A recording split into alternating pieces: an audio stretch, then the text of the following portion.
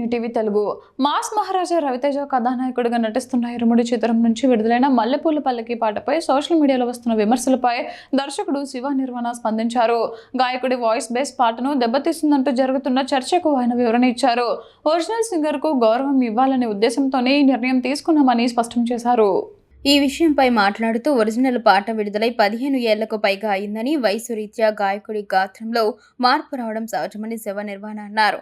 Singer voice base సరితూగదనే విషయం తమకు ముందే తెలుసని, అయినా ఆ పాటకు ప్రాణం పోసిన ఒరిజినల్ గాయకుడు డప్పు శ్రీనుతోనే మళ్లీ పాడించాలని నిర్ణయించుకున్నామని తెలిపారు. ఆయనకు గౌరవం ఇవ్వడం కోసమే ఈ పని చేశామని స్పష్టతనిచ్చారు. మాస్ మహారాజా రవితేజ విలక్షణ దర్శకుడు శివ నిర్వాణ కాంబినేషన్లో వస్తున్న ఇరుముడి సినిమా నుంచి ఆదివారం ఈ పాట విడుదలైంది. విడుదలైన వెంటనే ఈ పాట సంగీత ప్రియులను ఆకట్టుకొని సోషల్ మీడియాలో ట్రెండింగ్ గా నిలిచింది.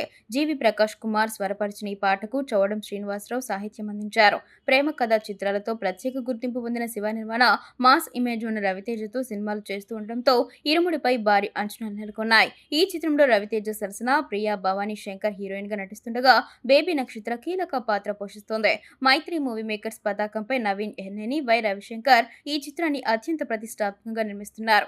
గుల్షన్ కుమార్, భూషణ్ కుమార్ సమర్పణలో టీ సిరీస్ ఫిల్మ్స్ తో పాటు ఏకేడి స్టూడియోస్, యూవీ సంస్థలు కూడా నిర్మాణంలో పాలు పంచుకుంటున్నాయి. ప్రస్తుతం శరవేగంగా పోస్ట్ ప్రొడక్షన్ పనులు జరుపుకుంటున్న ఈ సినిమాను ఆగస్టు 21న ప్రపంచ వ్యాప్తంగా విడుదల చేసేందుకు నిర్మాతలు సన్నాహాలు చేస్తున్నారు.